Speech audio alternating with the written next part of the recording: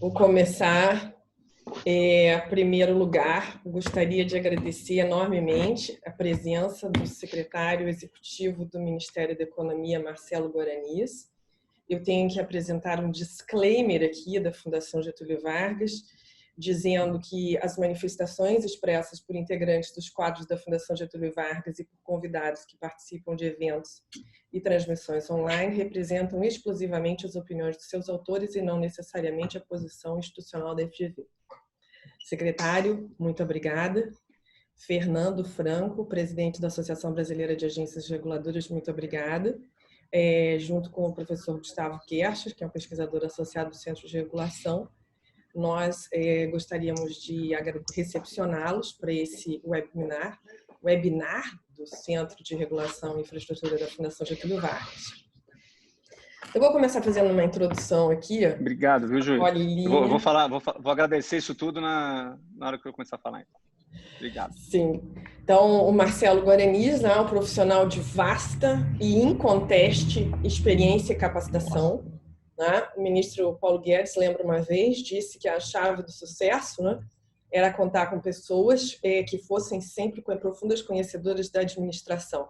Tenho certeza que, dentre as múltiplas competências, as tarefas do ministro Paulo Guedes ficam enormemente facilitadas, contando com um profissional do gabarito do secretário Marcelo Guaranis. Talvez nenhum dos dois pudesse imaginar a proporção do teste ou do desafio a que estão sendo submetidos. As respostas à crise do Covid, não raro, têm representado pacotes de estímulo que assumem 30% ou mais do PIB, tomam a proporção de 30% ou mais do PIB em economias maduras. No caso do Brasil, também já temos um pacote que tem sido discutido. E nós, então, agradecemos a oportunidade de contar com essa participação sua para que a gente possa entender quais são as respostas que têm sido dadas e não apenas para ocupar o seu tempo, mas também falar um pouco do que é a colaboração que a gente tenta, no âmbito do Centro de Regulação, dar nesse momento.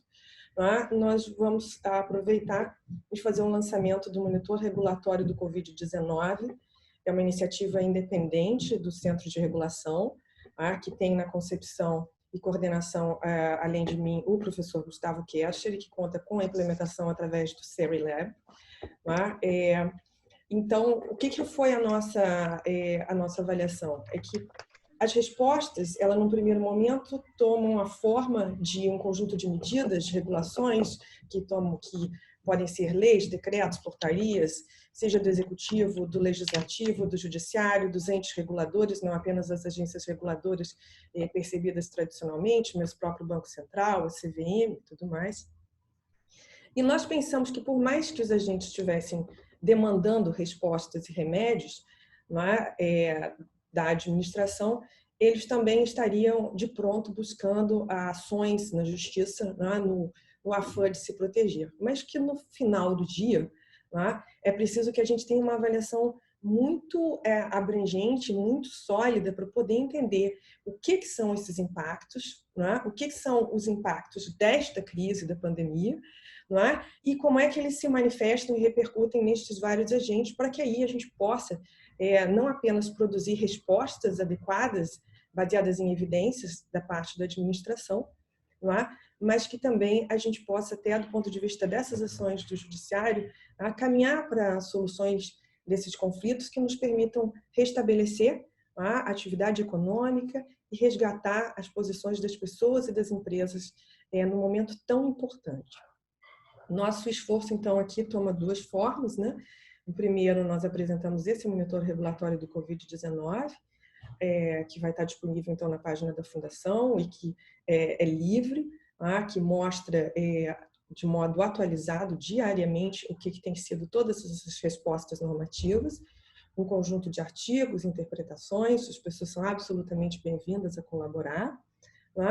E também aqui na fase de perguntas eu vou mostrar um resultado inédito de um trabalho também do CERI, que tenta medir o que é o impacto da crise do Covid-19 sobre o consumo de eletricidade, tentando decompor essa variação observada no consumo de eletricidade nesses efeitos sazonais, que são naturais, porque a gente está saindo do pico da demanda do setor, que é no verão, e também a gente tem que filtrar efeitos dias da semana versus finais de semana, de menor atividade, o número de feriados. E esse estudo é um estudo extremamente importante porque o consumo de eletricidade é um indicador antecedente do nível de atividade econômica. E se a gente tiver a melhor capacidade de entender o impacto dessas respostas no consumo, a gente pode, então, tentar estimar de modo até mais célere o que vai ser a resposta da economia. Minhas palavras iniciais, eu passo agora, então, para o Fernando Franco, por aqui, em nome da ABAR, nosso apoiador, a Associação Brasileira, dê as boas-vindas aqui ao secretário também. Muito obrigada.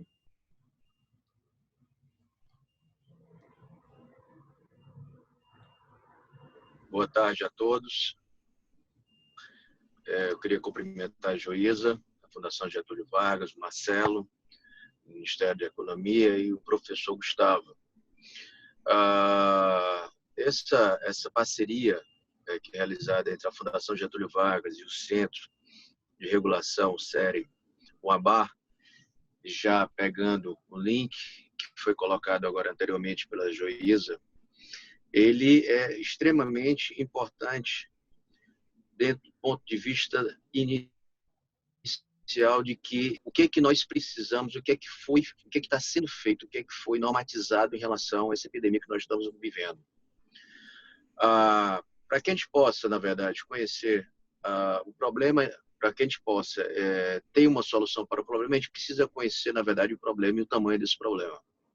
Então, esse estudo ele tem inicialmente esse objetivo de que a gente possa, antes de mais nada, compreender e ter a dimensão do que está sendo colocado para os serviços essenciais, e aí digo em função das normatizações várias normatizações que foram colocadas no Brasil todo, das mais diferentes e imaginárias possíveis. Você ter normatização, eu estava num vídeo semana passada com todos os reguladores do Brasil e são extremamente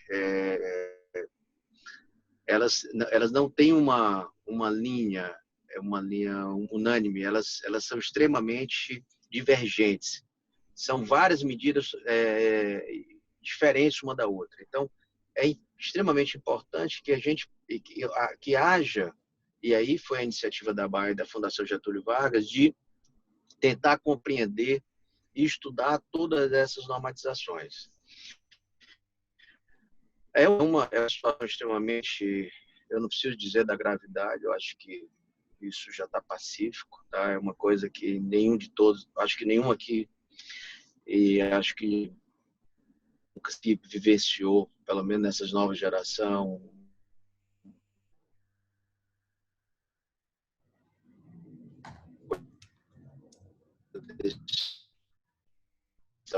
e tentar, para poder encontrar algumas soluções, principalmente no que tange a questão do equilíbrio econômico-financeiro hoje, que está extremamente prejudicado em função dessas medidas normativas que foram colocadas. Eu estava semana passada, alguns dados que me chegaram, que já bastante preocupante, alguns números, por exemplo, nós já estamos com 30% de inadimplência, isso uma média de inadimplência no setor de saneamento. Já existe registro de empresa de saneamento na Bahia com 70% de inadimplência. Então, nós estamos aí com 45, 60 dias de epidemia. Talvez isso demore mais 30, 45 dias. Então, a tendência é que nós temos um agravamento dessa situação da inadimplência. Isso vai repercutir lá na frente, na questão dos reajustes do equilíbrio econômico-financeiro. Como é que vai ser feito, como é que nós vamos conseguir dar essa resposta para os prestadores, para as empresas, todos os segmentos que são regulados, de energia, saneamento, comunicação Isso eu acho que vai ser o grande desafio da regulação. Porque não é só você simplesmente sair com reajuste, isso qualquer faz, isso é conta matemática. O problema é como é que vai ser dado esse tipo de reajuste, o escalonamento, o prazo que vai ser dado, até porque nós vamos sair disso, como a Joísa colocou há pouco tempo, a economia vai sair extremamente fragilizada, o poder econômico do cidadão ele vai estar extremamente fragilizado. Então, é extremamente preocupante. Eu acho que é um grande desafio que o setor, toda a regulação vai ter. Tá? E, principalmente, também, além de isso no futuro, também uma preocupação da regulação no que tange às normas que estão sendo colocadas hoje, as normatizações, tá? Todos os decretos que estão saindo, resoluções que estão saindo, que também elas não podem ter um viés populista. Elas têm que sair com uma propriedade muito grande, um conceito muito grande, técnico, tá? Para que também a gente evite, nesse momento agora, o excesso de medidas populistas. E isso também é um outro fator que nos preocupa bastante, tá? Nesse momento atual. Então, eu diria que esse estudo, esse monitor regulatório, ele é extremamente importante para que a gente possa conhecer o impacto dessas medidas que estão sendo hoje colocadas pelo poder concedente, câmaras legislativas, assembleias legislativas, mas para que a gente possa também, lá na frente, ver qual seria uma solução mais adequada para que a gente tente amenizar todo esse impacto que vai ter na prestação de serviços essenciais à população. Então, eu queria, isso seria, na verdade, a minha fala inicial, queria já cumprimentar a todos, e essa é um grande desafio que eu acho que toda a regulação vai ter daqui para frente. Muito obrigado. Muito obrigado, Fernando. Gustavo, palavras iniciais? Se você está mudo. Peraí. Não está. Agora não está. Estão me ouvindo? Sim, agora sim. Eu prefiro, na verdade, não falar e ouvir o Marcelo. Perfeito. Marcelo, the floor is yours. Muito obrigado, gente. Estão me ouvindo? Sim, muito bem. Sim, está ótimo. Bom, primeiro, boa tarde a todos. Muito obrigado pelo convite. Joísa, Gustavo, Fernando, eu acho que é sempre um prazer estar com vocês. Assim, no meio de tanta confusão que a gente está por aqui, ter um momento para encontrar rostos conhecidos, queridos de discussões regulatórias do passado, dão um certo alento no meio dessa tarde. Então, primeiro, agradecer, parabenizar vocês pela iniciativa, né, de monitoramento, que faz parte do trabalho que a gente está fazendo, né, de acompanhar os efeitos e os desenlaces da crise. Então, tudo que puder ser feito para ajudar a gente a ter mais informações, para a gente é super importante, né, no governo como um todo, que eu estou dizendo. Bom, Joísa, a gente tem discutido feito grandes discussões sobre setores, né, tanto na Casa Civil quanto aqui na economia, você tem participado bastante. Kesher, eu tenho uma relação ainda mais próxima, que ele foi meu professor no mestrado e tive a honra de ter ele presente na minha banca de dissertação. Então, mais uma vez, reforçando o prazer de estar aqui. Bom, falar um pouquinho sobre o que nós temos feito aqui sobre o Covid, qual a lógica que a gente tem adotado, explicar em que momento estamos, né? E eu pretendo não dar muitos detalhes. Eu tinha a possibilidade de passar uma apresentação, não passar uma apresentação, mas a apresentação é muito dado, muita informação picada. E eu acho que o mais importante é talvez fazer a explicação geral.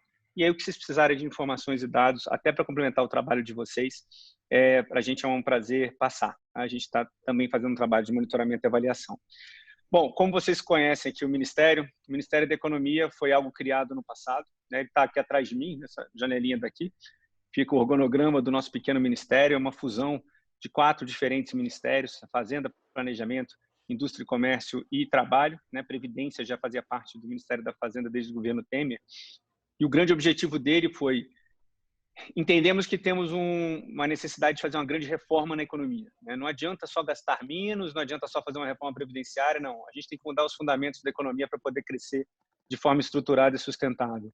E essa reforma, ela é macro e micro, né? Eu preciso fazer um ajuste fiscal de fato, eu preciso gastar menos, ou seja, se fazer uma reforma da Previdência para gastar menos, eu preciso ter condições para diminuir a taxa de juros para gastar menos com juros, eu preciso gastar menos com funcionalismo público, mas com uma lógica de que eu arrecado muito dinheiro já da população e eu gasto mal esse dinheiro, né? O nosso orçamento é muito grande, mas feito com muitas coisas que nós não precisamos fazer, né? Muitas políticas estão engessadas, vinculadas e pré-determinadas e não refletem as demandas que o povo tem naquele exato momento, né? No momento presente. Então, essa tem sempre sido uma linha do trabalho do ministro, né? Do trabalho do presidente, a gente rever os gastos, combater os grandes gastos que temos para dar racionalidade na utilização do orçamento público. Uma segunda linha entendemos que o governo, o Estado, pesa demais sobre a atividade privada. Nossos indicadores de competitividade, do business, todos mostram que a nossa regulação é extremamente ineficiente, que nós temos temos um governo muito burocratizado, que só aumenta e dificulta a vida do setor privado. Tanto o nosso sistema tributário é ruim, como o nosso sistema regulatório, aí vocês são especialistas, é ruim e complexo. Isso tudo sempre nos fez entender que a reforma é ampla e ela vem com várias frentes, então ajuste fiscal, a desburocratização, desregulamentação, abertura de mercado, geração de concorrência, é o que faz esse ministério ter que ser maior para dar conta de todos esses desafios, botar todas as pastas que cuidam de tudo isso ao mesmo tempo. Esse ministério era voltado para cuidar de reformas, né? Ano passado nós acompanhamos a grande reforma que fizemos, reforma da Previdência, e esse ano as batalhas da pauta eram reforma administrativa, reforma tributária, reforma fiscal, paralelamente com várias outras medidas que temos adotado. Mas essas eram as grandes.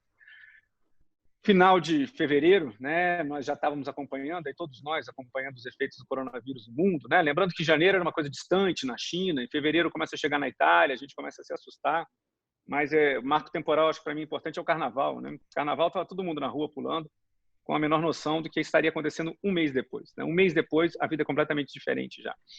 Então, o Ministério, a gente estava acompanhando já os efeitos da pandemia na China e na Europa, porque tinha repercussões econômicas, mas precisávamos entender ainda como é que funcionariam os efeitos disso quando chegasse aqui de fato, né? Vai ter uma propagação, como vai funcionar, vai ser em todos os estados, qual o impacto sobre a economia. Isso, acho que ninguém conseguia prever ainda direito, né? As pessoas estão conseguindo ter noção enquanto isso está sendo executado. Até porque o único exemplo que nós tínhamos era a China, em que talvez não tenhamos o conjunto mais transparente de informações. Estávamos vendo Itália, França, Espanha, Reino Unido e agora Estados Unidos, talvez seja a coisa que mais se aproxime da gente, né? Um país continental, com muitas diferenças de regiões e por isso a gente vai entender um pouco mais qual o impacto do Covid sobre a nossa situação. Primeiro, do ponto de vista de saúde, né? Segundo, o impacto disso na economia. Ainda não sabíamos direito quais seriam as medidas necessárias para poder tentar diminuir os efeitos da pandemia sobre a população, né? Essas medidas começaram a ser adotadas pelos estados e quando começamos a mapear, percebemos que, olha, o impacto vai ser grande. Tem muita coisa sendo parada de produção, de capacidade do povo ganhar seu próprio sustento. É o debate que a gente tem visto na mídia, né, todos os dias. Não pretendo entrar nele aqui, né? Apenas dizer o que nós estamos fazendo para poder dirimir os efeitos de tudo que tem acontecido. Então, diante disso, ali no começo de março, a gente falou, está chegando e a gente vai precisar adotar algumas medidas. Mas é uma crise, né? Joísa, agradeço aí os elogios no começo da minha apresentação, Joísa. Mas eu já vivi algumas crises na vida, muitas no setor aéreo, né? Acidente de avião geralmente é uma crise. Algumas no governo, ainda na presidência, né? Peguei crises políticas fortes lá, mas minhas crises no máximo tinham 230 mortos, 228 foi o caso do acidente da Air France. Hoje isso aqui é um terço de dia, né? Então é uma crise muito grande, que a gente ainda não sabe como lidar, a gente não sabe o efeito sobre isso sobre a população. E a primeira coisa que a gente entende as pessoas têm medo, as pessoas têm incerteza e por isso estão todos a reação mais imediata do medo é todo mundo parar e tentar se proteger. É o que a gente está vendo em todos esses primeiros efeitos. Então, nas primeiras medidas adotadas pelos estados de interrupção das atividades, começamos a ter um pouco de dimensão de qual seria o impacto sobre o país, né? São Paulo e Rio de Janeiro sendo cidades já tendo grandes restrições e cidades importantes para o desenvolvimento do país, para o crescimento, para a produção. Isso gera um impacto grande sobre o país como um todo. Então, começamos a monitorar. Então, de novo, já vivi algumas crises, sei que na crise a primeira coisa que temos que fazer é ter calma,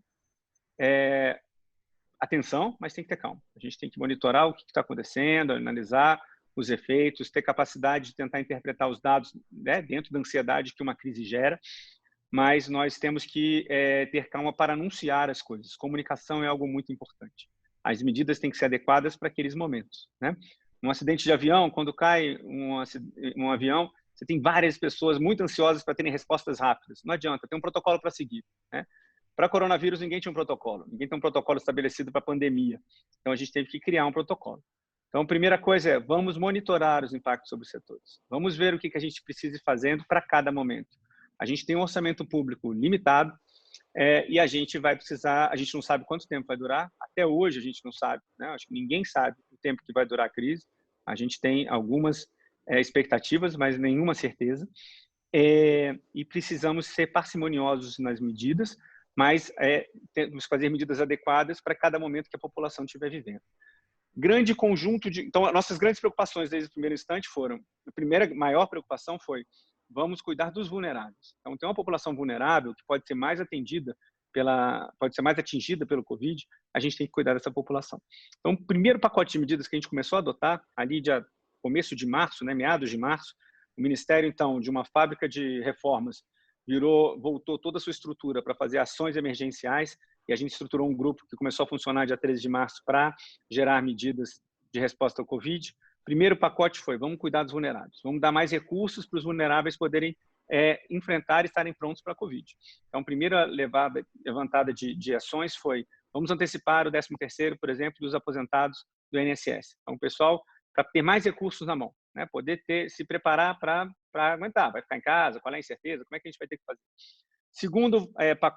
Segunda medida foi, vamos pegar o pessoal que está na Bolsa Família, tinha uma fila, vamos pegar esse pessoal todo e botar dentro do Bolsa Família. Depois a gente termina de fazer o pente fino, porque às vezes demora um pouco para fazer o critério de Bolsa Família. Eram 1.500.000 famílias, salvo engano, que a gente colocou rapidamente para dentro do Bolsa Família para que essas pessoas tivessem algum nível de amparo também imediatamente. Continuamos monitorando, vamos anunciando as medidas e monitorando. Começamos a ver que algumas empresas teriam dificuldade de honrar todas essas obrigações no primeiro instante. Então, pegamos as obrigações que elas têm junto à União e adiamos várias. Não precisa pagar esse mês, não precisa pagar no próximo mês, eventualmente durante 3 meses. Paga depois. Então, medidas com baixo impacto fiscal, mas que tenha alívio no caixa das empresas, né? E aí fomos monitorando. Rapidamente fomos vendo que, olha, o negócio vai ser maior, a crise está parecendo que vai chegar de uma forma mais forte e é importante a gente ir aprimorando essas medidas. E aí a gente parou de novo para ajustar um grande pacote de coisas, né? Acho que o primeiro mês, de 13 de março a 15 de abril, foi quando nós soltamos uma série um conjunto muito grande de medidas para tentar atacar em todas as frentes que a pandemia nos parece que vai atingir, né? A orientação e a linha aqui do ministro e do presidente ninguém pode ficar para trás, temos que tentar atingir todos, para que todos possam se sentir amparados para enfrentar o coronavírus. Primeira frente da gente, então, apoio aos vulneráveis. Então, a gente tem uma população muito grande que, com a parada da atividade econômica, perde seu sustento e a gente não consegue ver. Essas pessoas, às vezes, não têm muitas vezes, seguro-desemprego, porque são pessoas informais, são pessoas sem carteira assinada, são pessoas de trabalhos completamente, muitas vezes, invisíveis para a gente. Então, para ponto de vista de política pública, não está num cadastro, não está em nada que eu identifico aqui. O exemplo que eu tenho dado são os flanelinhas, né? Quanto flanelinha parou de ter serviço porque não tem mais carro estacionado na rua, porque as pessoas não estão saindo para ir para os locais que iam. Então, essa foi a primeira grande preocupação da gente. Então, daí começou a construção, junto do Ministério da Cidadania, do auxílio emergencial. Um auxílio que pudesse fazer com que as pessoas estivessem preparadas para arcar com a perda de renda momentânea para esses primeiros 3 meses. Então, o auxílio de renda emergencial, depois da discussão do Congresso, saiu com R$600 e ele atinge uma parcela muito grande da população. Eu diria que essa foi uma medida, do ponto de vista de política pública, que nós temos percebido foi extremamente acertada, que realmente está dando uma capacidade de enfrentamento para uma parte da população que estaria extremamente desamparada agora, né? Temos visto os exemplos das pessoas tentando pegar na fila para pegar os recursos na Caixa, atendendo os aplicativos. Mas vamos imaginar, na elaboração de uma política pública, quão complexa foi a medida que adotamos. Fazer saque do FGTS do ano passado foi uma coisa que discutimos por 3, 4 meses, até ficar pronto. Fizemos um calendário de saque das pessoas para não dar confusão nas filas. A gente não tinha esse tempo esse ano. Fizemos a medida em semanas, conseguimos aprovar no Congresso rapidamente, a implementação era cobrada publicamente todos os dias, mas como é que eu vou dar dinheiro para 30 milhões, 40 milhões de pessoas que as pessoas não têm nem conta, né? Então foi um trabalho muito grande para poder colocar essa medida de pé, para que as pessoas, esse primeiro público, o público dos vulneráveis, eles pudessem ser bem atendidos, né? Essa medida, ela tem um impacto até hoje de 212 bilhões para a população toda, o conjunto de medidas, especificamente sobre o auxílio emergencial. A gente começou com 98 bilhões, salvo engano, e hoje já está beirando 120 bilhões, e a gente continua acompanhando, porque depende do número de cadastrados para poder receber o auxílio emergencial. Várias outras medidas que nós anunciamos também, com o mesmo enfoque de atingir amparar os vulneráveis, antecipação do abono, antecipação do INSS, como eu disse, do 13º, a tarifa social, né, tocando no setor elétrico, foi uma medida construída pela MME, mas que também tem com foco na população mais vulnerável. E esse foi o primeiro grande conjunto de medidas, né, preocupar com os vulneráveis. Segundo conjunto de medidas, nós sabemos que as empresas, estamos vendo, monitorando, né, temos uma área aqui dentro de produtividade, emprego e competitividade, que está monitorando todos os setores produtivos, para ver o impacto em cada setor, para que a gente não faça correndo medidas só para aqueles que têm mais poder de lobby ou que chegam mais rápido para pedir. Então, não, vamos analisar todos os setores para ver quem precisa de ajuda, como pode ser feita essa ajuda, da forma mais transversal possível. Estamos tendo cuidado para não escolher setores que merecem ajuda, mas sim características que estão merecendo ajuda. Então, primeira característica, as empresas estão sem caixa. Muita gente parou de receber dinheiro. Aliviar o caixa. Como eu alivio? Fizemos, como eu disse, o diferimento de vários impostos para essas empresas não precisarem pagar agora. O Banco Central aumentou muito as medidas para botar liquidez no mercado, para ninguém sair correndo, desesperado com seus investimentos, e para ter mais linhas de crédito. Então, foram as medidas também anunciadas logo nas primeiras semanas, para poder permitir que as empresas, diante de uma falta de caixa, de uma incerteza, tivesse crédito, liquidez e uma diminuição na necessidade de pagar as obrigações com a União. Logo em seguida, nós vimos, mas mesmo diante de uma incerteza desse jeito, uma empresa, muitas vezes com medo de fechar, pode optar por demitir muita gente, aumentar o nível de desempregados, porque eu não sei quanto tempo vai durar. Então, a preocupação aqui foi, empresa, não demita as pessoas, espera. A gente não sabe quanto vai durar, a gente não sabe junto. Então, deixa a gente compartilhar com você, né? O governo, o povo vai compartilhar com você essa incerteza. Então, criamos uma MP de flexibilização do trabalho que permite que as empresas negociem mais rapidamente com os empregados as flexibilizações, a licença para o empregado, as férias individuais, a antecipação de férias, o layoff, né? A medida de você deixar o povo em casa um pouco, e a flexibilização de jornada com redução do salário. E, ao mesmo tempo, uma outra medida provisória veio fazer a complementação do salário. Então, empresa, você está preocupado com a sua folha, se quiser deixar as pessoas em casa um tempo, você pode deixar, o governo vai antecipar, vai pagar uma parte do salário delas, sempre com base no que se paga no seguro-desemprego. Então, essa medida foi também extremamente importante por todos os monitoramentos que nós estamos fazendo para evitar que se aumente o número de desempregados nesse momento. É uma crise forte, a gente está vendo como está gerando desemprego no mundo, mas aqui nós já conseguimos salvar pelo menos 5 milhões de empregos. Foi a última vez que eu vi o levantamento do Bruno Bianco, secretário da área, porque são 5 milhões de pessoas que estão pedindo a complementação salarial. Então, isso significa que são 5 milhões de pessoas que não foram para a fila do desemprego, que não foram demitidas pelos seus empregadores, né? E, por outro lado, nós não vimos um aumento substancial de pedidos de seguro-desemprego durante esse período. Então, é uma medida focada nisso. Empresários, não demitam ainda. Esperem, segurem. É um soluço que a gente está tendo. O soluço pode ser grande, pode ser um grande engasgo, a gente pode demorar alguns meses, mas vamos, por enquanto, segura. Na incerteza, não demite. Segura o seu empregado, porque no momento que a gente precisar voltar, se precisar contratar todo mundo de novo, demora mais tempo. Então, é melhor você já estar com a pessoa que está treinada com você, vinculado à sua empresa, para numa retomada voltar rapidamente. Então, a gente tem maior capacidade de reação. Diminui o número de desempregados, mantém essas pessoas amparadas e, ao mesmo tempo, dá capacidade de reação no futuro. Então, esse conjunto de medidas, né? Primeiro, como eu disse, atendimento à população mais vulnerável. O segundo conjunto é a possibilidade das pessoas manterem seus empregos, a manutenção do emprego. E continuamos trabalhando nessa linha, então, flexibilização das regras trabalhistas para esse tipo de situação, a complementação do salário. Foi criado um programa de crédito fácil para folha de pagamentos. As empresas que precisarem de crédito para poder pagar a sua folha de pagamentos, elas têm mais novas linhas de crédito para poder fazer esse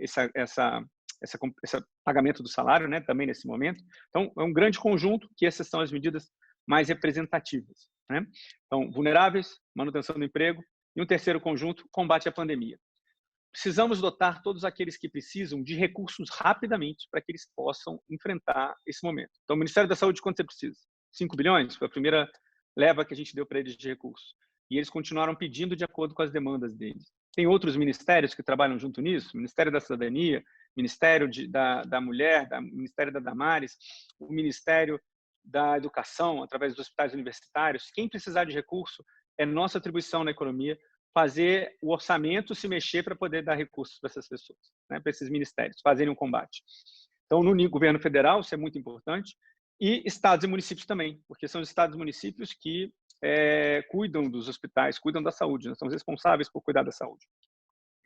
Discussão com os estados e municípios, né, durou mais tempo, vocês todos estão acompanhando as negociações com o Congresso, né, que acabaram anteontem, mas a gente também foi muito tempo de discussão. Alguns recursos foram passados logo, outros recursos os estados e municípios continuaram pedindo, não só para combate direto ao coronavírus, mas também como compensação de receitas pelas perdas de impostos que eles estão tendo com a paralisação das atividades econômicas. E é isso que a gente começou a negociar, porque, ao nosso ver, não dava para colocar uma conta tão grande no meio do governo federal, ou seja, no meio da população brasileira como um todo, problemas específicos de algumas regiões. Temos que ter equilíbrio e racionalidade para fazer essa compensação. Recursos são sempre limitados, né? Então, 3 frentes: apoio ao vulnerável. Segundo, manutenção do emprego. Terceiro, combate à pandemia. Recursos, suprimentos para combate à pandemia. Ainda no combate à pandemia, a gente teve medidas que nós estamos organizando, ajudando a organizar a produção para os suprimentos que mais precisamos. Então, muita gente aqui no começo, a gente procurou a gente para dizer, não, eu quero comprar respirador, eu consigo transformar minha linha de produção para ter mais respirador, eu consigo fazer máscara, consigo produzir álcool gel. Então, nossa área também que tem contato com o setor produtivo, juntou com consultorias para poder organizar o setor produtivo para produzir mais. Como que aumenta a minha capacidade produtiva no país rapidamente para produzir respiradores. Então, um trabalho bem bacana que está sendo feito para poder aumentar a capacidade dos hospitais com esses insumos que são os vitais para o combate àqueles casos mais graves.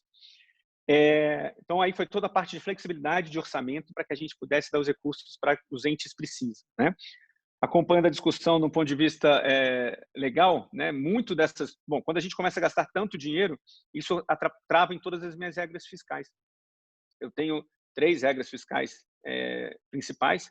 A minha meta, né, de déficit ou de superávit, no caso atual era déficit. Eu tenho a regra de ouro e eu tenho o teto de gastos, né? Isso tudo me trava como eu vou fazer o gasto. Então, paralelamente a esses trabalhos, foi feito um trabalho com o Congresso e com o Supremo, para que todas essas medidas que gastem muito dinheiro, só o auxílio emergencial, ele já é todo o meu orçamento discricionário do governo federal do ano, ou seja, tudo que os ministérios têm para fazer de gastos do orçamento deles, que não são os programas que já estão todos vinculados, são perto de 100 bilhões. A gente já está gastando mais do que isso só com auxílio emergencial. Então, o conjunto de medidas que a gente já adotou até agora tem um impacto fiscal de 307 bilhões de reais. Essa conta precisa ser paga e todos nós, gestores, que estamos pagando essas coisas, precisamos ter a segurança de que podemos pagar essas coisas, né? E que a nossa segurança faz com que o recurso chegue com segurança na população que precisa. Então, precisamos também trabalhar com o Congresso e com o Supremo para flexibilizar essas regras fiscais. Flexibilizar a meta, foi a primeira coisa que foi de ser flexibilizada. Então, quando se declarou a calamidade, não precisava mais cumprir a meta. E aí eu peço créditos extraordinários vinculados à calamidade para poder permitir que eu ultrapasse, que eu use recursos para fazer frente ao coronavírus. Segunda meta que para a gente era importante é a regra de ouro, né? A regra de ouro, não sei se todo mundo entende, é bom sempre lembrar aqui que até eu mesmo que sou do Tesouro tive que estudar isso para poder lembrar exatamente o que é a regra de ouro. Significa que eu não posso emitir dívida para pagar gasto corrente. Ou seja, estou gastando mais com as despesas da minha casa, eu não posso pegar um empréstimo. Eu só posso pegar um empréstimo para pagar as dívidas que eu já tenho ou para fazer novos investimentos.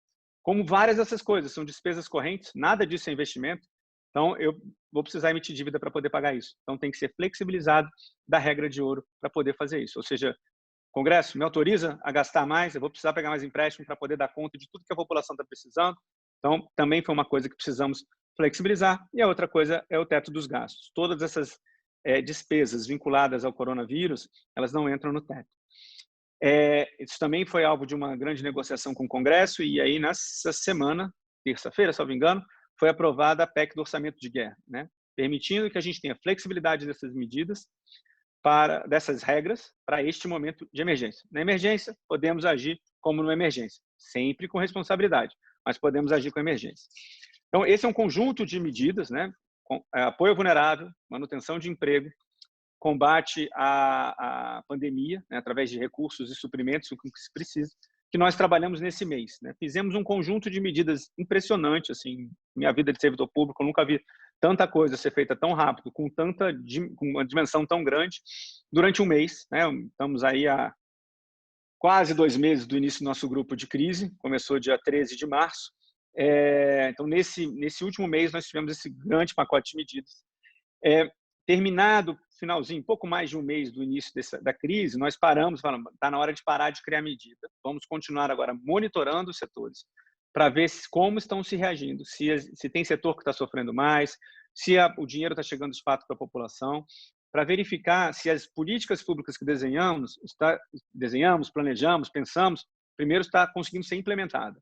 Então, o crédito está chegando a quem precisa, o recurso do auxílio emergencial está chegando para aquele realmente desamparado, as medidas de complementação da folha salarial estão ajudando a impedir o desemprego. Então, paramos para implementar, para ver se o dinheiro chega na ponta, e precisamos agora ir avaliando para ver se esses recursos realmente estão sendo adequados aos fins que nós pretendemos, né? É o ciclo normal de política pública. E continuamos monitorando. Monitoramos, avaliamos e acompanhamos a implementação, por agora. Uma coisa que nós sabemos que precisamos aprimorar, e o ministro e as nossas áreas aqui técnicas estão trabalhando nisso.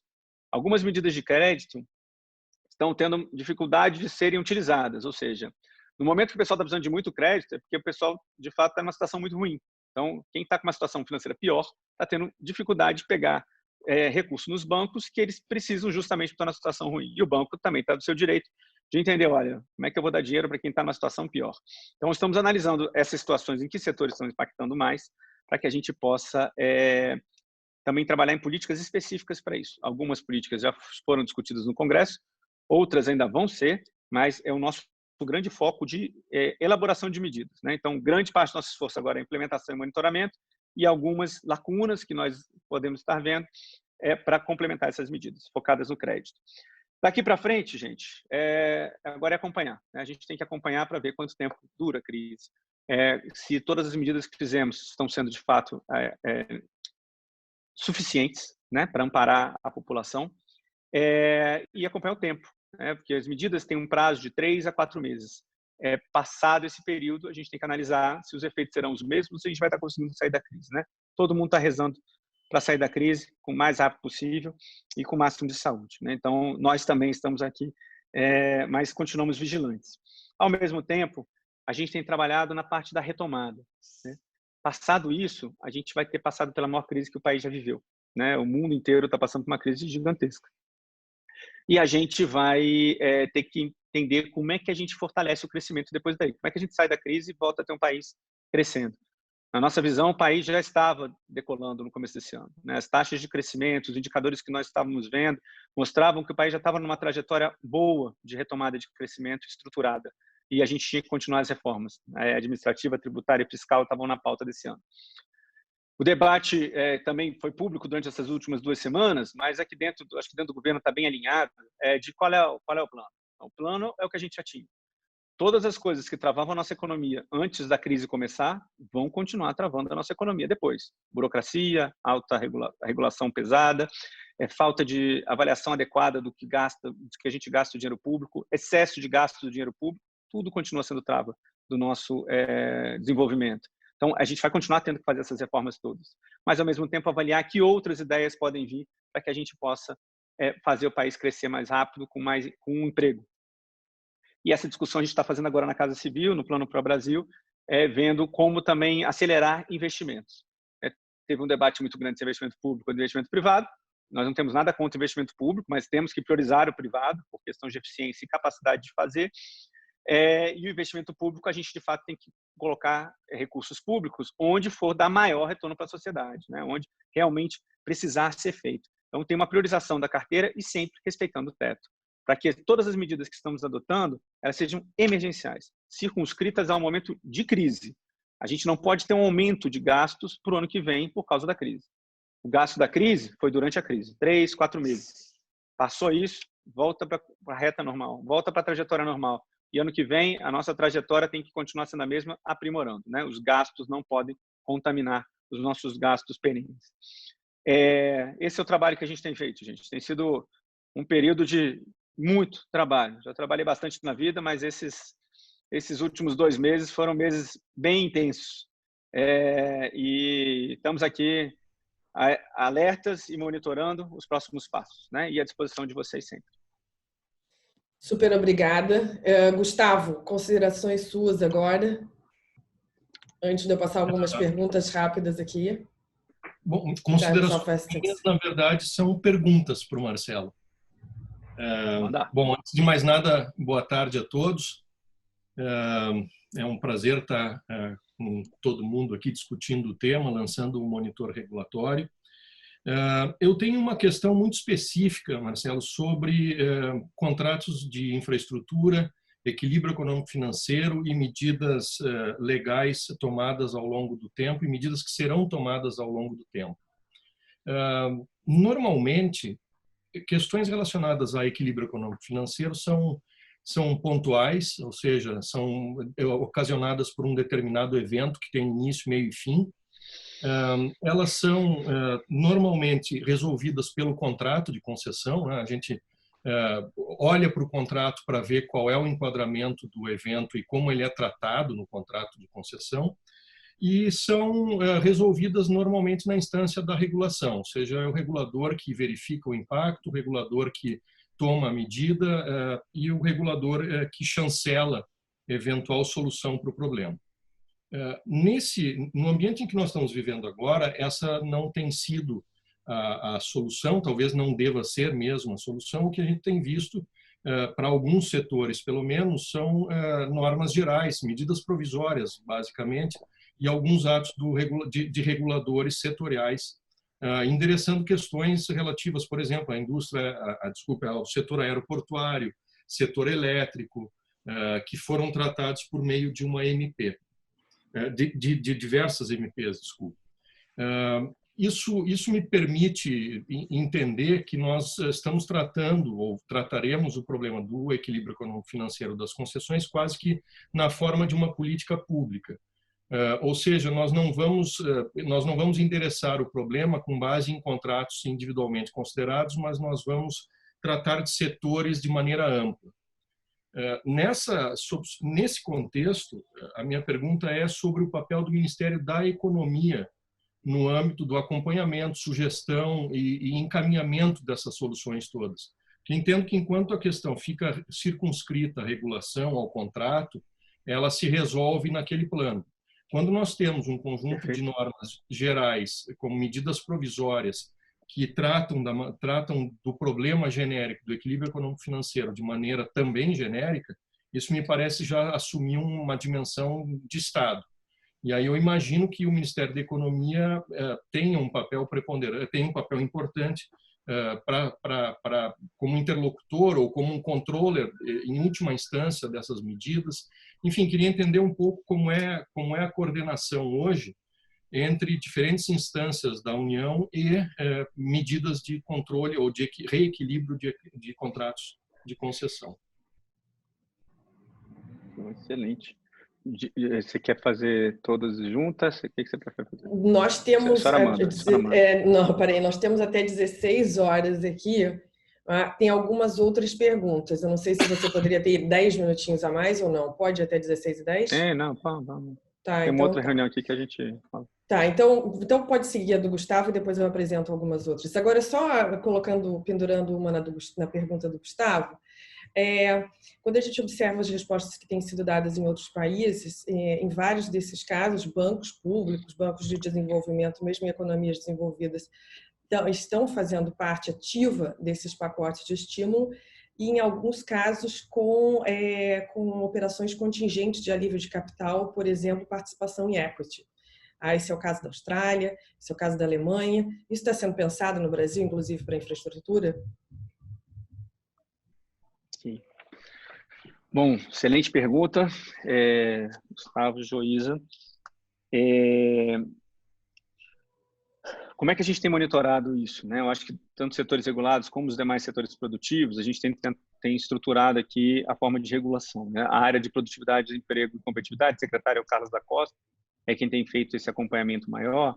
Especificamente nas coisas de infraestrutura, o secretário da área dele, secretário de Desenvolvimento de Infraestrutura, que é o Diogo Macor, está fazendo um grande acompanhamento também dos impactos na concessão, né? E nós temos uma outra estrutura que foi anexada a nós no começo do ano, que é o PPI, né, com a Marta Cillier, que também tem nos dado um pouco, ainda que a Martinha cuide mais do fluxo de novos projetos, como ela tem muito termômetro com os investidores e acompanha os setores para entender como faz os novos projetos, ela também tem tido muita informação. Então, isso é um conjunto de pessoas que tem cuidado da infraestrutura aqui.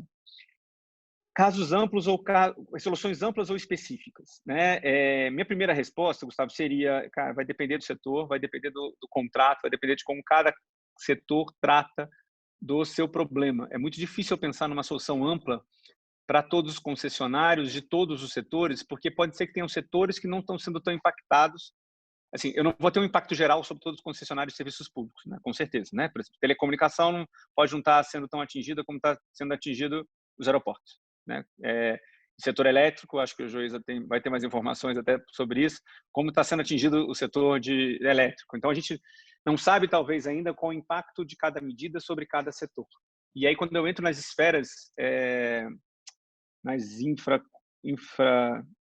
subnacionais, outro dia alguém disse que eu não podia dizer, mas, enfim, nos estados e municípios, foi o pessoal da BARC que reclamou do dia que eu falei de subnacionais. Eu não lembro qual, acho que não foi o Fernando, mas foi em alguma outra apresentação. A gente, quando entra em estados e municípios, as dimensões mudam muito. Eu tive aqui conversando com o pessoal de transporte urbano, então também entender quais são as regras de cada contrato em termos de equilíbrio econômico-financeiro, por ser fato do príncipe, ou como está ajustado dentro de cada contrato, acho que vai variar bastante. O que a gente tem tentado fazer? Fazer um monitoramento de todos esses setores para ver como estão sendo todos impactados, para, de novo, sempre a gente está tentando trabalhar com políticas transversais, né? Eu não quero dar soluções específicas para setores específicos, a não ser que seja muito gritante o problema do setor. Mas a gente tem tentado trabalhar em soluções transversais. A gente ainda não apontou soluções para isso, né? Para os casos de grande impacto dos setores, dadas as últimas medidas que temos adotado, né? Porque não é nem pelo impacto das nossas medidas, é mais pelo impacto das paralisações da atividade econômica, né? Não é necessariamente uma ação do Estado, mas sim um fato que está ocorrendo pelas paralisações dos estados. Então, de novo, isso também vai impactar de forma bem diferente em cada concessionário. Tentando objetivar, estamos monitorando todos, mesmo os concessionários de serviços públicos, mesmo os concessionários de infraestrutura, para fazer a estruturação disso. O papel dos bancos públicos é algo que está no debate da gente, tá? A gente estava na nossa reunião de manhã, hoje, por exemplo, com o ministro. A gente tentando entender qual a forma melhor de utilizar os bancos públicos para isso. Tem uma solução que o BNDES está trabalhando com o uso de debêntures, eu não sei o quanto vocês já acompanharam disso, mas era a discussão que ele está fazendo em vários... Aviação é um exemplo. E tem outras medidas de crédito que ainda continuam em estudo aqui. Mas é até um ponto que a gente tem que estruturar aqui dentro. Qual é a participação dos bancos públicos? Eles vão ter uma participação diferenciada, de fato? Eles podem participar mais? Está na nossa pauta de crédito, tá? Não consegui responder, porque eu acho que os problemas individuais ainda não estão sendo tratados aqui, mas estão todos na pauta para serem tratados. espero que isso, pelo menos, dê uma satisfação. Marcelo, tem várias perguntas extremamente interessantes. Infelizmente não dá para Manda. pegar todas, mas vamos lá. Marcelo Lobo. O auxílio emergencial evidenciou um número de brasileiros na informalidade bem maior do que se imaginava, o que coloca em xeque a estrutura de seguridade social até hoje existente. Há planos de medidas que possam reduzir a informalidade na economia brasileira, principalmente nas áreas tributária e trabalhista, de forma a viabilizarmos uma migração dos informais para a economia formal? Confesso que achei linda também. Boa. Vai respondendo? Boa. Quer que eu passe outras? Então, faz mais que eu junto, que às vezes tem a ver, eu juro que eu pego todas. Então, como está sendo feito o acompanhamento da efetividade das medidas que estão sendo implementadas? Há possibilidade de extensão de prazo para medidas de auxílio para baixa renda e complementação salarial? Haveria algum limite? Também... por enquanto, isso daqui. E a revisão dos contratos de concessão está relacionada um pouco ao anterior, né? Seria inevitável. Como definir critérios para identificar aquelas concessões que enfrentam problemas específicos associados às pandemias, daqueles que já apresentavam ineficiências? Por exemplo, concessões de aeroportos ineficientes poderiam aproveitar a crise para pedir recursos sem merecer. Problema de perigo moral que aparece sempre. Muito bom. Muito bom. Vamos lá, começando vamos pela ordem. O auxílio emergencial e a demonstração da informalidade. Acho que é um efeito muito interessante dessa política, né? A gente vê os invisíveis se tornando visíveis. A gente começar a identificar melhor as pessoas têm que ter pelo menos CPF para poder receber isso, então quem não tem está tendo CPF. E a bancarização, as pessoas estão tendo a gente está tendo um processo de bancarização muito grande, simples, junto da Caixa, principalmente, e isso vai permitir a gente identificar melhor as pessoas. Então, para o futuro, é uma arma de política pública extremamente poderosa.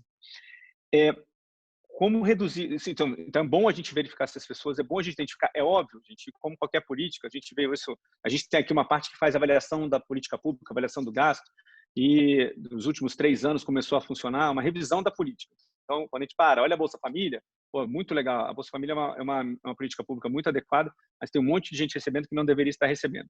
Tem gente que frauda e tem gente que os critérios acabam pegando pessoas que não mereceriam pegar, né? A gente já pegou vereador recebendo Bolsa Família, gente que tinha CNPJ, então tinham vários tipos de coisa. E imagino que no auxílio emergencial a gente também vai pegar algumas coisas parecidas, né? Muita gente vai receber, muita gente que precisa, muita gente que é vulnerável, mas deve ter fraude, deve ter. Isso compete a nossa avaliação da política depois, que não é monitoramento da implementação necessariamente. No momento, a gente precisava que as pessoas recebessem o dinheiro para poder se amparar. Depois eu faço a triagem, limpo, tiro essas pessoas da política e responsabilizo quem precisar. Então, diante dessa informação, de fato, a gente visibiliza os invisíveis. Isso para a gente é muito importante, para a gente voltar a trabalhar nas políticas e dar reforço para o que a gente precisa fazer. Como reduzir a informalidade? Como botar essas pessoas dentro de um sistema formal, né? Tá no nosso plano de retomada, estava no nosso plano anterior, né? Tornar o sistema mais simples, tanto o tributário como o sistema trabalhista, é extremamente importante. Ou seja, diminuir o custo dessas coisas todas, permitir que as pessoas possam se regularizar. Então, no sistema tributário, a linha que temos seguido aqui, desde sempre, é simplificar o sistema. A gente tem que cobrar muito imposto aqui no país para manter essa estrutura gigantesca. Vamos deixar essas alíquotas mais racionais, sendo mais transparente para as pessoas entenderem quanto elas pagam.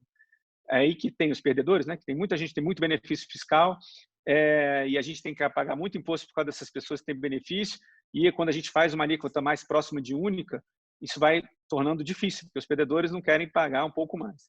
Mas essa é a linha que a gente tem que fazer da simplificação o máximo possível, que é a linha que entendemos que o mundo desenvolvido avançou com mais eficiência. O nosso grupo que está trabalhando disso tanto com a Receita, quanto com professores da FGV, quanto com outras pessoas de fora que têm nos ajudado. E isso é prioridade 01 pós-Covid. Né? Volta discussão com o Congresso, reforma tributária, o mais simples possível, mais forte, para permitir que as pessoas entrem na atividade, se regularizando, e que o sistema tributário não seja um inibidor de investimento e de emprego. Segunda coisa, custo do trabalho no país é absurdo. A gente já começou a fazer uma reforma trabalhista, mas ela continua. nosso sistema trabalhista inibe muito o emprego, né? A gente está vendo nesse momento quanto de gente que deve ter seus empregados domésticos que não vão conseguir manter por causa da dificuldade que a gente tem com as regras. Regras que são bem feitas com boas intenções para amparo, mas que, ao mesmo tempo, isso é do economista, conseguir explicar, de que muita coisa que você está aumentando muito o custo para justificar o amparo, você, na verdade, está inibindo a possibilidade de contratação, né? Não é fácil explicar isso politicamente, mas é um fato que a gente vai ter que aprender a explicar para as pessoas entenderem. As duas coisas estão na nossa mira. Simplificar o sistema trabalhista, simplificar o sistema tributário. A gente vai ter que ser mais simples do que a gente já almejava ser para poder fazer um crescimento robusto e sustentável e sair da crise o mais rápido possível. Acompanhamento, como a gente tem feito. Eu tenho esse acompanhamento dos setores produtivos, que estão todos na CPEC, nessa área do Carlos da Costa, que eles estão fazendo, tem umas rotinas de acompanhamento com todos os setores, então, para ver com eles como é que está sendo a resposta à crise e como as nossas políticas estão atingindo eles. E eu tenho um acompanhamento aqui na Secretaria Executiva, a gente montou uma Delivery Unit para coronavírus. Vi a apresentação dela ontem, as nossas rotinas de acompanhamento das medidas. Então, saber cada política que foi anunciada, quais são os pontos críticos, o que está faltando, se o crédito está chegando na ponta, e a gente vai ter essa alimentação semanal, para que a gente possa ver se o que a gente está fazendo está, de fato, sendo implementado. Tá? Uma outra fase é avaliar. Tá? O auxílio emergencial realmente foi para aquele povo que precisava, foi calibrado errado, aí é uma outra parte. No momento, a gente quer saber se o negócio está chegando lá na ponta.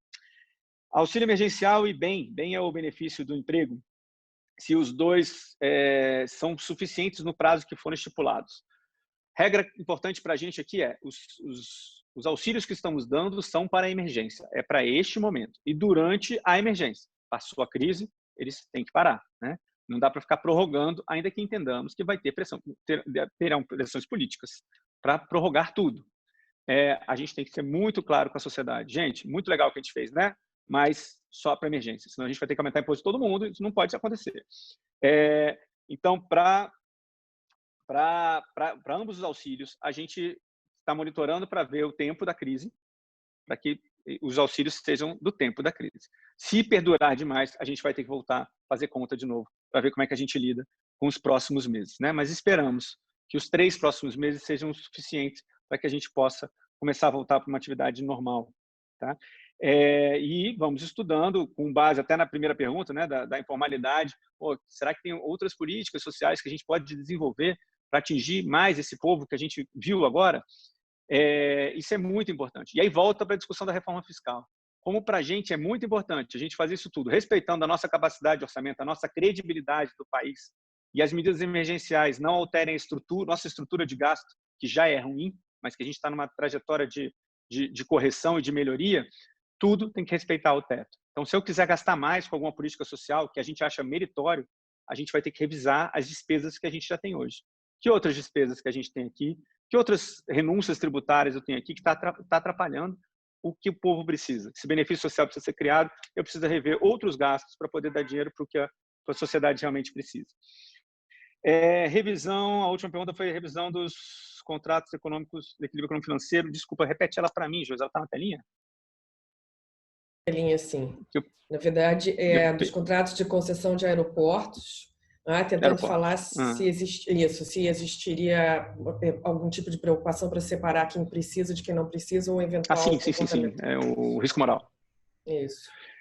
Sim, por isso que na minha pergunta do Gustavo, eu não acho que tem uma resposta única, né? Não dá para dar uma solução grandona assim sobre contratos de concessão. Aí eu volto, lembra aquela MP no começo do governo Temer, que a gente começou a discutir de renegociação dos contratos? Aquela discussão começou assim, as rodovias, ferrovias e aeroportos estão com dificuldade de cumprir o contrato porque teve uma crise aí. Então, temos que permitir a renegociação de todos os contratos. Para mim não dá isso, não, isso me dói. Porque as situações não são as mesmas para todos, não são as mesmas para todos os setores e impactam diferente. E é óbvio que todo mundo tem incentivo para renegociar contrato a vida toda, porque esse é o nosso país, né? A gente sempre fez as licitações, ganham aqueles que dão os lances maiores e depois de 2 anos eles começam a pedir renegociação de contrato. Acaba a credibilidade do meu contrato, acaba a credibilidade do meu processo licitatório, eu pioro a concorrência, porque só entra quem sabe que esse é o jogo, e eu não atraio gente... eu diminuo a atração de gente séria. Então, naquela MP, a discussão já foi essa. Não tem regra geral. Vamos tratar dos casos específicos. Tem alguma coisa que está atrapalhando? Tem custo de transação para você poder fazer a... Oh, meu Deus. Encampação, cessão, final do contrato. Esqueci o termo jurídico adequado, professor Gustavo Kesch. Então, para poder acabar o contrato, tirar o contrato daquele aeroporto que não está cumprindo, como é que eu vou tirar ele? Tem dificuldade de tirar hoje em dia. Então, vamos fazer o seguinte, a gente facilita, faz uma devolução negociada que diminui o custo de transação para a gente poder tirar. Mas era isso, não uma regra geral. Então, regras gerais me preocupam por isso, porque vai ter muito oportunista pegando carona que não está numa situação ruim, que não foi tão impactado. Então, por isso, eu acho que a gente tem que ir com calma, na calma que a gente está tendo de monitorar os setores. Monitorando, entendendo o impacto para cada um, como é a regra de cada um, para separar o que já era uma situação difícil antes da crise e o que foi gerado de fato para a crise, né? Que era um problema estrutural das contas do que é um problema gerado por um fato da administração, o fato do príncipe. Marcelo, só para... Juíza, eu queria depois fazer também uma intervenção, se possível. Tá, pode ir, Fernando. Pode fazer. Marcelo, pegando o gancho também que o Gustavo já levantou, e aí sendo mais específico no que tange a questão dos contratos de serviços públicos regulados, tá? O que eu acho, o que você colocou é extremamente importante no que tange que a gente tem que pensar e analisar setor por setor, isso é fundamental. Existem setores que estão sendo extremamente prejudiciais, outros bem menos, mas voltando agora para aquele setor que está com impacto bem maior do que os demais setores, nós temos duas situações que eu acho que você tocou também, que eu acho extremamente importante, que o Ministério da Economia tem uma reanálise específica que tange a questão tributária, tá? Nós não podemos esquecer que... Que sentido, Fernando? Por não. Está me ouvindo? Em que sentido? Desculpa.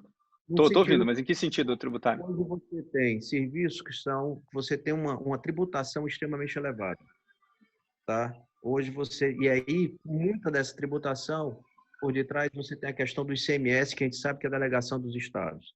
Então, como é que vocês, do governo federal, podem, ou já existe de alguma coisa, eu sei que a reforma está caminhando, muito embora num passo muito lento, mas eu acho que para esses setores, porque, conforme o professor Gustavo colocou, a questão do reequilíbrio não é só o reequilíbrio ele consta já no contrato, a fórmula já está no contrato, mas nós temos que ver a questão do poder aquisitivo da população. É possível esse reequilíbrio de uma forma imediata? O que é que o governo pode, de contrapartida, para esses setores que estão sendo mais prejudiciais, estão sendo prejudicados por esse momento, o que é que se pode repensar com relação à questão tributária, tá? Que nós sabemos que é elevadíssimo em cima desses serviços. A questão de... nós temos aí 27% de ICMS, que isso vai dar 32%, quando a gente coloca, na verdade, de forma linear, que a gente sabe que é por dentro, mas por fora se representa 32%. Então, isso é uma preocupação que eu acho que talvez tem que se trabalhar, tá, nesse momento, nessa linha tributária, de uma reforma tributária em cima desse serviço, tá? E, paralelamente também a isso, um outro fato que você colocou no início das suas palavras, você mencionou que nós temos uma regulação ineficiente. Eu discordo que nós temos uma regulação ineficiente. Nós temos um sistema que não permite que a regulação faça a regulação como deve ser feita. Você vem do setor de aviação, você sabe, várias medidas que a ANAC tentava colocar eram revistas pelo Poder Executivo, quando não pelo Poder Legislativo, pelo próprio Tribunal de Contas da União. Então, fazer regulação nesse país é muito difícil. Então, são essas duas colocações que eu queria colocar, que eu acho que aqueles setores mais prejudiciais tem que ser, como você colocou, tem que ser dado uma olhada diferenciada, mas nós temos que analisar também hoje a questão tributária, principalmente, tá? Que ela está sendo colocada pelo governo federal e também pelos governos estaduais. Isso que eu queria saber de vocês, o que é que vocês estão trabalhando para tentar também desonerar um pouco das tarifas em função da questão tributária, já que a população ela está com o poder aquisitivo dela extremamente prejudicada.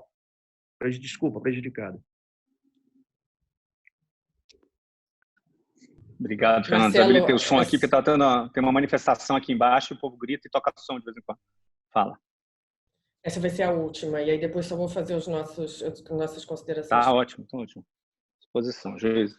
Bom, Fernando, vou começar para explicar o que eu falo da regulação ineficiente, o que eu vou discordar de você, mas obviamente você tem o direito de manter posição. Quando eu falo de regulação, não é só das agências reguladoras, não, tá? As agências reguladoras, elas têm níveis de regulação melhor, tendem a fazer regulações mais bem pensadas, têm nível de análise de impacto regulatório. Quando eu falo da regulação, é a regulação como um todo. No governo federal eu tenho 11 agências reguladoras, nos governos estaduais e municipais eu tenho agências reguladoras em alguns setores, com um caráter de agência reguladora mesmo, seguindo um processo para fazer regulação. Mas a nossa cultura de regular no país é muito ineficiente, ao meu ver, porque a gente regula muito fácil, a gente cria regra todo dia. De novo, não são só as agências reguladoras, são todos os reguladores. Temos aqui regulador do meio ambiente, regulador de trânsito, reguladores agropecuários. Eu tenho vários reguladores que fazem regras que atrapalham o setor produtivo todos os dias. E aí o indicador, né, a gente se baseia em indicadores internacionais. O índice de competitividade global do Fórum Econômico Mundial põe a gente em último lugar de 140 países em peso da regulação estatal. Então, por quê? É muita regra. Para cuidar de qualquer coisa, você tem regra demais em 3 níveis muitas vezes em 3 níveis da federação. E é isso que a gente está dizendo. É a cultura de regular que é ruim. Nas agências reguladoras, tanto no governo federal, né, eu já participei muito tempo e continuo cuidando do PROREG aqui, a gente trabalha para melhorar essa cultura. E vocês juntos com a gente, né, a BAR, um irradiador de melhores práticas, eu acho que para o país inteiro, trabalhando também em melhorar a cultura de regulação. Mas tem muita gente que não é agência, que faz regulação pra caramba. Todo dia no Diário Oficial. A gente tem a contagem de regras colocadas no Diário Oficial todos os dias aqui. A gente tem o número de órgãos reguladores. Só na comércio exterior, a gente fez o levantamento para a agenda regulatória do setor, são 26 reguladores federais impactando no comércio exterior. É surreal. A gente está tão acostumado com isso que a gente não entende o quanto custoso é isso. Então, esse é o problema. E aí tem uma outra dimensão que você falou.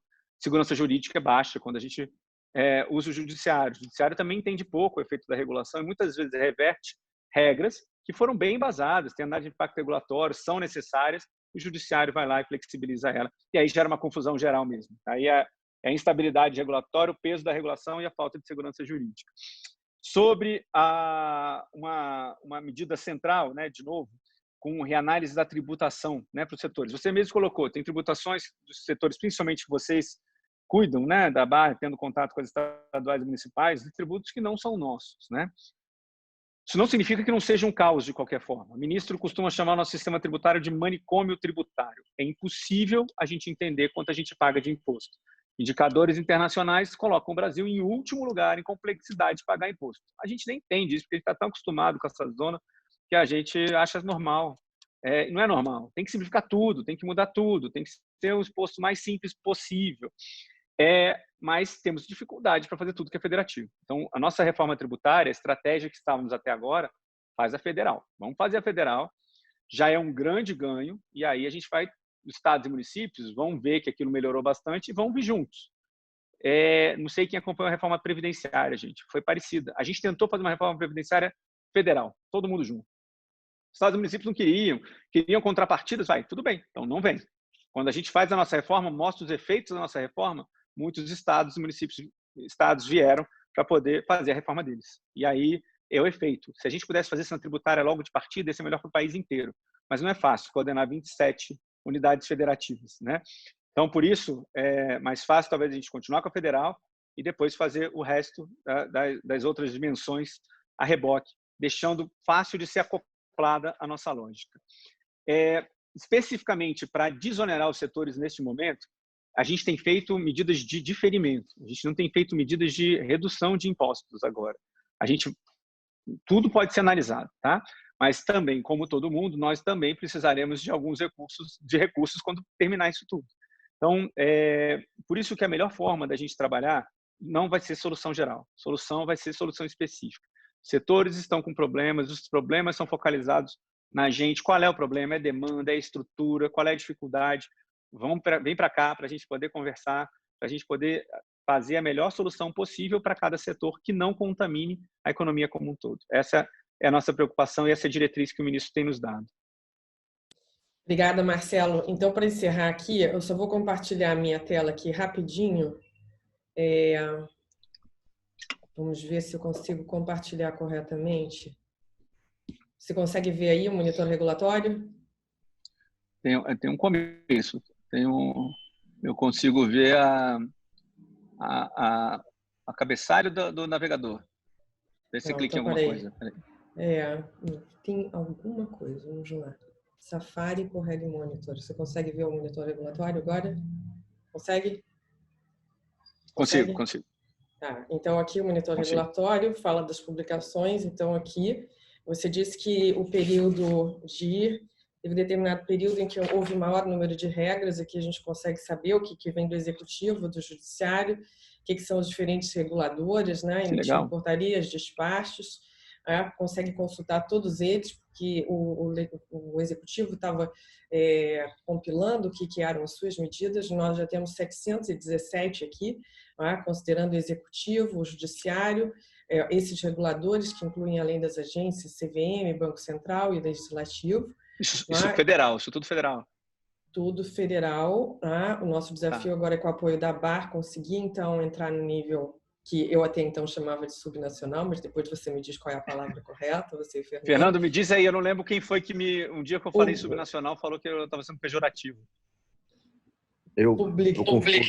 Existe uma grande celeuma com relação a essa questão, Marcelo, entendeu? Subnacional, outros, tem várias denominações, mas vamos trabalhar no que a gente tem, então. Tá bom. Notas, publicações, artigos, todos são bem-vindos, e multimídia. Tá? Eu não sei se vocês vão conseguir ver aqui. Você consegue ver agora a tela? Estou vendo tudo. Está estudos de referência? Consegue? Consegue ver estudos de referência? Bom, então o nosso resultado aqui para a variação do consumo de eletricidade aqui na crise do Covid. Não, eu não estou vendo não. Acho que não consegue ver agora? Está naquela janela dos quadradinhos. Publicações, dados, multimídia e notas. Então, acho que o que você clicou ainda não entrou. Mas eu estou com o site aberto aqui, ó. Eu posso acompanhar aqui. Todo mundo faz isso em casa e já vai testando. Bom, depois então nós falamos sobre isso, mas enfim, nós identificamos o que foi a variação no consumo de eletricidade, não é? No período desde do início das medidas de distanciamento social, não é? E elas oscilam de menos 1,7% para a região sul até a menos 4,1% para a região nordeste, que é a maior. O que isso significa? A variação do consumo quando nós filtramos ou controlamos para aquilo que é o efeito desses feriados, dias de semana, não é? Ou então até para a sazonalidade, mostra que a economia, pelo menos talvez tenha respondido menos pior do que a gente imagina. Mas enfim, legal. Eu queria também te agradecer a equipe. Tem uma porção de gente que trabalhou bastante para que a gente colocasse isso no ar de forma independente. Trabalhamos aí nos últimos 40, 45 dias. A equipe está lá colocada. E aí, para terminar as suas considerações, eu queria te fazer uma pergunta, né? Se nós tivemos pouca capacidade de entender o que fazer quando a gente estava entrando na crise, agora tem algumas economias que já estão saindo, alguns países que já estão saindo. Então, tem esse primeiro momento das respostas, auxílio a vulneráveis, emprego, combate à pandemia e recursos de suprimento, monitoramento da implementação, avaliação. E o que é o trabalho do Ministério da Economia para tentar nos ajudar nessa segunda fase? Então, essas economias estão tratando 3 momentos. Elas estão dizendo, eu tenho um primeiro momento, que é o momento do flattening, o achatamento, o segundo momento que eles chamam de fight, e o terceiro momento que eles chamam de cure. Né? Ou seja, até que a gente encontre uma vacina, a gente vai partir para uma flexibilização do distanciamento e do isolamento social, mas ainda não vai ter chegado à cura e o poder de contaminação é muito alto. Como é que a gente vai ajudar a coordenar pessoas e empresas, né, para que a gente viva nesses novos e desafiadores momentos? O que o Ministério da Economia está planejando com relação a isso? Dado que agora também é planejamento. Boa. E trabalho. Boa, bela pergunta. Acho que são 2 dimensões aí do trabalho da gente para frente, né? Não só pensar nas medidas que façam com que a gente economicamente avance, saia do buraco, né? Do buraco que a gente vai estar, que o mundo inteiro está agora, né? Então, quais as medidas que nos permitem acelerar a retomada do ponto de vista de crescimento, logo depois que a gente começar uma fase de maior flexibilização e voltar a um maior nível de atividade econômica.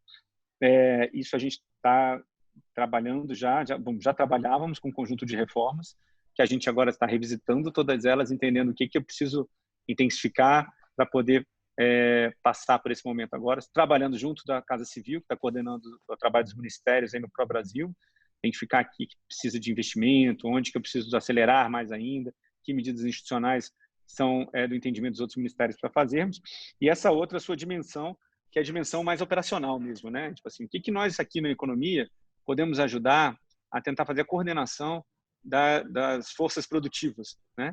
E aí temos duas áreas, Joísa, trabalhando com isso, né? Tanto a nossa área aqui, nós temos o Ministério do Trabalho, que era o Ministério da Indústria.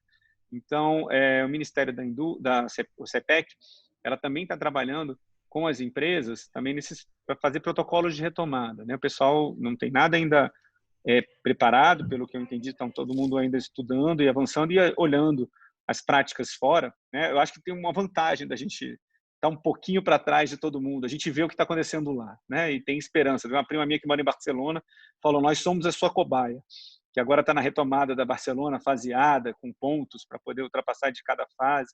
E a gente vai percebendo, pô, será que controlou a contaminação? A gente vai conseguir se antecipar um pouco nesta análise. Obviamente, precisamos de uma coordenação adequada para fazer isso aqui. Mas, enfim, nossa área de acompanhamento do setor produtivo vai trabalhar na parte de protocolos para ver como podemos avançar, né, junto do setor privado. Isso é uma demanda que o setor privado tem que nos ajudar a fazer de fato, como avançar de forma segura, não põe em risco a vida das pessoas. E a parte que era a trabalho, Secretaria do Trabalho, também tem um trabalho junto, né, toda a parte de legislação trabalhista, que vai ter um impacto muito grande, que a gente já vê, o trabalho dos Ministérios Públicos do Trabalho, causando essa insegurança que o Fernando se referiu, muitas vezes com medidas que as pessoas estão adotando, de todas as medidas para minimizar risco, mas mesmo assim ainda podem estar tendo representações, decisões judiciais. Isso tudo tem que estar bem concatenado para a gente fazer uma coisa mais organizada na volta e potencializar a nossa retomada, né? Mas excelente. Muito obrigada, Marcelo. Muito obrigada pelo seu tempo. Obrigada, Fernando, pelo apoio, Gustavo, pelo trabalho e toda a equipe aqui da Fundação Getúlio Vargas e do SERI que tornaram esse evento e o monitor regulatório possíveis. E depois tem o artigo aí com relação ao consumo de eletricidade, que poderia, de modo mais antecipado, nos ajudar a entender o que está acontecendo na economia. Marcelo, super obrigado. Excelente. Bom trabalho. Obrigado a Sucesso. vocês. Obrigado pelo convite aí de novo. Obrigado pelo tempo. Um prazer estar com vocês. Saudade daquele auditório lá cheio. Então, esperamos que possamos retomar logo auditórios cheios, né? Ainda que a gente tenha com alguns assentos vazios por enquanto, mas em breve. Em condições seguras. Tá bom? Obrigado a todos. Gustavo, obrigado. Fernando, obrigado. Joísa. Boa tarde para vocês. Todo mundo se mantenha saudável, pelo amor de Deus. Forte abraço a todos. Marcelo. Forte abraço. Obrigada.